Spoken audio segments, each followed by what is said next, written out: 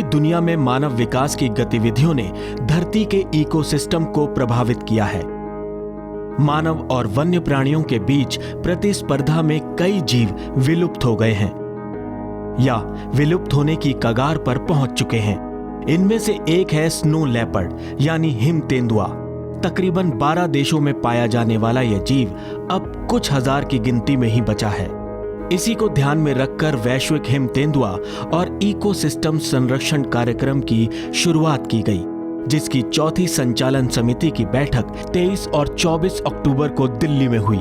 भारत सरकार के पर्यावरण, वन और जलवायु परिवर्तन मंत्रालय और GSLEP सचिवालय के सहयोग से आयोजित इस कार्यक्रम में रूस, किर्गिस्तान, नेपाल और मंगोलिया समेत भारत के पर्वतीय क्षेत्रों के प्रतिनिधियों ने हिस्सा लिया। इस मौके पर केंद्रीय मंत्री प्रकाश जावड़ेकर ने देश में हिम तेंदुए की आबादी के आकलन के लिए पहला प्रोटोकॉल जारी किया। I am very sure as we have starting protocol today, we all countries can work together and enumerate the number of snow leopards. And what is the importance of enumerating? Once you enumerate, you feel to double it as early as possible. Him तेंदुए को पर्वतीय क्षेत्रों के ecosystem का एक symbol माना गया है। अगर इसकी तादाद बढ़ती है तो इसका मतलब होता है कि क्षेत्र का इकोसिस्टम भी स्वस्थ है।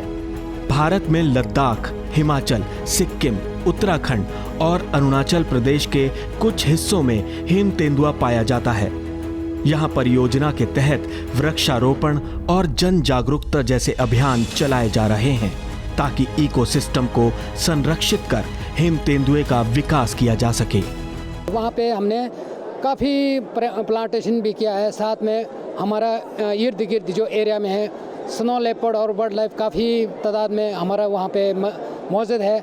हम उसकी रक्षा करने के लिए हमारा एक कमेटी भी बनाया हुआ है और पर्यावरण कमेटी हमारा जो इंजर्स है हम इसी को बचाने के लिए काफ़ी प्रयास कर रहे हैं। इसका असर भी देखने को मिला है।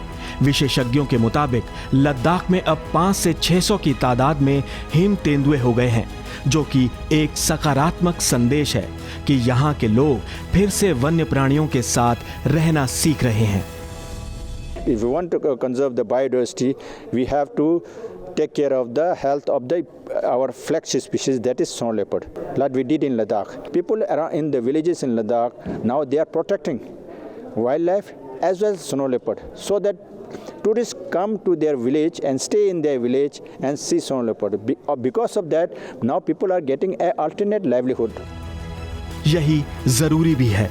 मानव को अपनी आवश्यकताओं के लिए दूसरे संसाधन तलाशने होंगे ताकि प्राकृतिक संसाधनों पर कम बोझ पड़े और एक स्वस्थ वातावरण निर्मित हो।